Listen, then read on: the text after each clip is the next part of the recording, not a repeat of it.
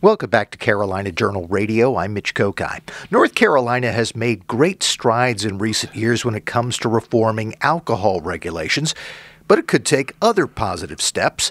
Joining us to recap what has happened and to look ahead to the future of alcohol law reform is John Trump. He is managing editor of Carolina Journal, and he's also author of Still and Barrel, a book about distilleries in North Carolina. Welcome back to the program. Yeah, thanks, Mitch.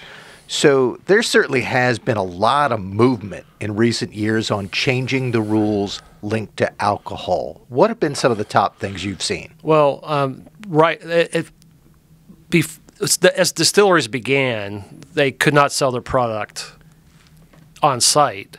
And that changed with McCrory allowing the one bottle. Then it became 5 bottles.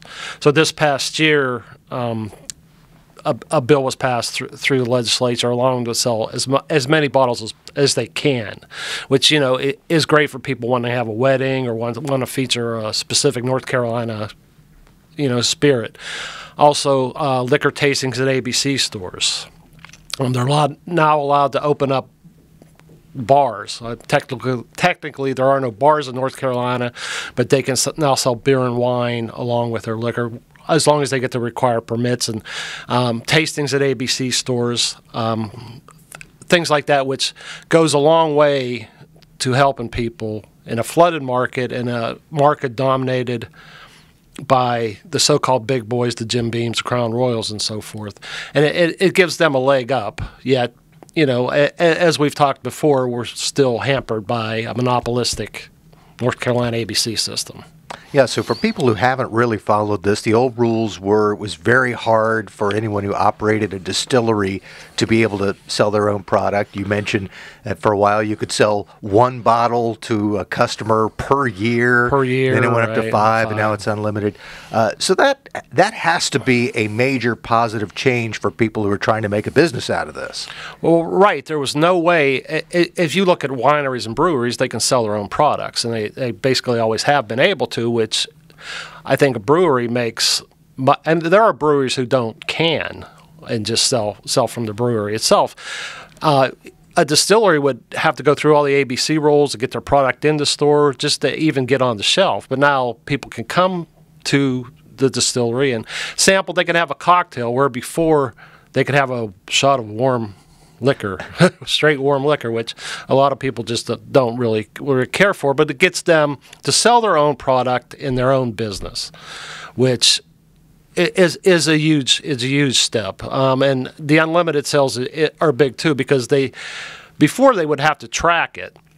If you came in and bought a bottle of rum, Mitch bought 1 bottle of rum, you come back again, and you could only do 5. Now they don't have to worry about the bureaucratic red tape where people could just buy it at will, and it allows these guys. It's really used for them. I mean, now let me say, total reform is needed to take the ABC out of the equation altogether, and then you get into the local boards. But that's another problem. But to your question, yes, this has been a huge step.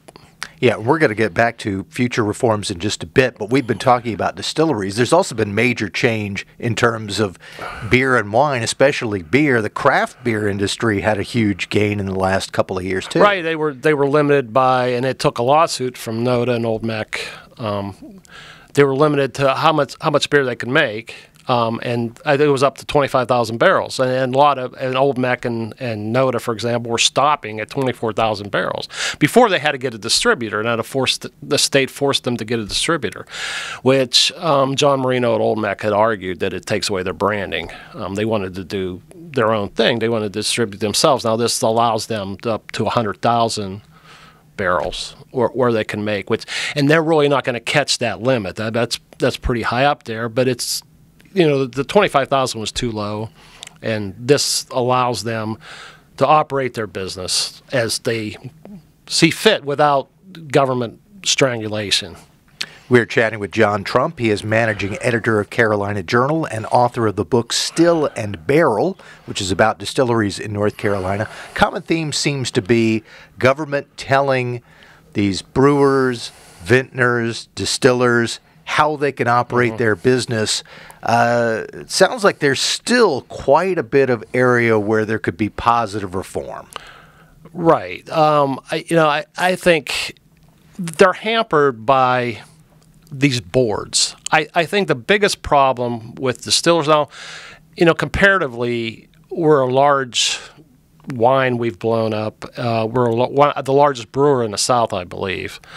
But the problem is with the ABC boards, there are 170 boards or so in the state. In our 100 counties. In our 100 so more than counties. one per county.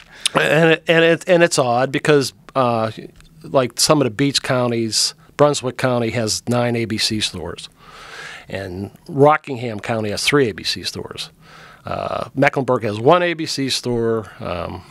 Wake has, not stores, but boards, and Wake has one board. So what they've got to do is they've got to go to each board and say, "Will you please put my product in your store?" Then it's up to them to put it in a store, and there's political hard feelings and so on and so forth. So a lot of these people don't get into the local store. Plus, if you're in Manteo and you want to put your product in Waynesville, well, it's up to you to go there and say, "Will you put my product in the store?" So much more needs to be done. And Chuck McGrady last year had a bill to privatize. It got a hearing.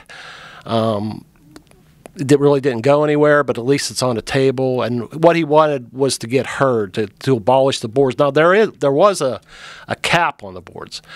Now there can't be any more boards, so it's capped at 170.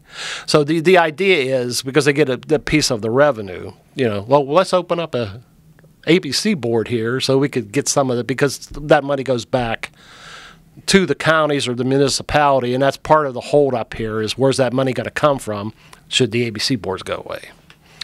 Sounds as if that whatever happens, there is a lot of opportunity to make some changes that are going to help these businesses flourish, whether it is the brewers and getting rid of some of their restrictions, or even to a greater extent the distillers taking some steps that would get government out of the way and let them operate their businesses. Well, too, is happy hour could help.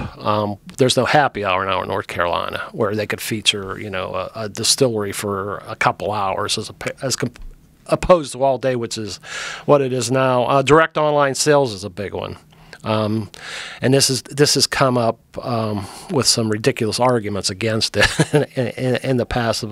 You can't, technically in North Carolina, you can't have alcohol shipped to you, or you can't ship it to other states, which forces these distillers to move to like Maryland or wherever a company that gets that excise tax coming back. Sunday sales is a big one too. That was in the original bill, but got struck down. Where, like I say, if I want a chicken sandwich on a Sunday, right, I got choices. I could go to Bojangles, I could go to Chick-fil-A, I can go. Not on Sunday, though. Popeye. But the chicken sandwich I can get, right, but the alcohol I can't get. So, yeah, that's a big part of it. And even the distilleries on Sunday, if they were allowed to open and sell their product, would immensely help these guys and women. Well, there's certainly many more things that could be done, and one person who's going to be watching very closely as this debate plays out is John Trump. He is managing editor of Carolina Journal and author of the book Still and Barrel about distilleries in North Carolina. Thanks so much for joining us. Thanks.